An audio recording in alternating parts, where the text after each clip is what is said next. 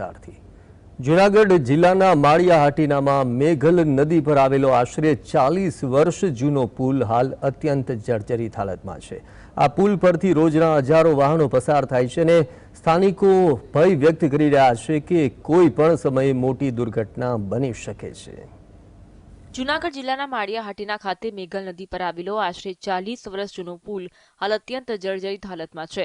આ પુલ સાસણ જવા માટેનો મુખ્ય માર્ગ હોવાથી રોજના હજારો પ્રવાસીઓના વાહનો તેમાંથી પસાર થાય છે, જેના કારણે કોઈ મોટી દુર્ઘટના થવાનો ભય સ્થાનિકો અને પ્રવાસીઓમાં પ્રવર્તી રહ્યો છે।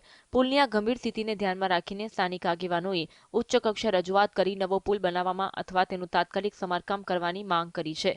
આ મેઘલ નદી ઉપર પુલ આવેલો છે અને ઓછામાં ઓછા 35-40 વર્ષ થઈ ગયેલા છે આ પુલના, અને ઘણો લાંબો સમય થઈ ગયો છે। અને હેઠેથી ઉપર આપણે જોઈએ તો ન ખ્યાલ આવે, પણ નદીની હેઠે તળીમાં ઉતરીને જોઈએ ને તો અંદર ગાબડા પડેલા છે, જેમાંથી સ્લેબ અને કોન્ક્રીટ સીધું દેખાય છે અને અંદર લોખંડ છે એ પણ દેખાય છે। એટલે આ સ્થિતિમાં વહેલી તકે રિપેરિંગ કરી અને કોઈ દુર્ઘટના ન બને એ પહેલાં તંત્ર જાગૃત થાય।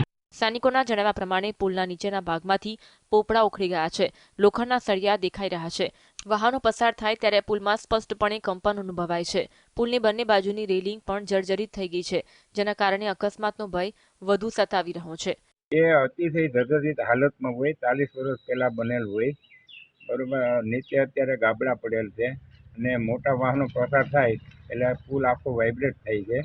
એટલે અમે ધારાસભ્યથી, સંસદ સભ્યથી અને સરકારમાં રજૂઆત કરશું કે આ પુલ વહેલી તકે ચાલુ થાય ને વહેલી તકે સારું રિપેરિંગ કામ અથવા નવો બનાવવો પડે એમ હોય નવો બનાવી ને પ્રજાને અર્પણ કરે એવી માંગણી છે। હાલ પુલની પરિસ્થિતિ ખરાબ જ છે, એમ હેઠે ગાબડા પડી ગયા છે અને ખીલાહરીઓ દેખાય છે અને વાઇબ્રેટ પણ વાહન નીકળે તો વાઇબ્રેટ થાય છે, એટલે ગમે ત્યારે અકસ્માતનો ભય તો ખરો જ એમ।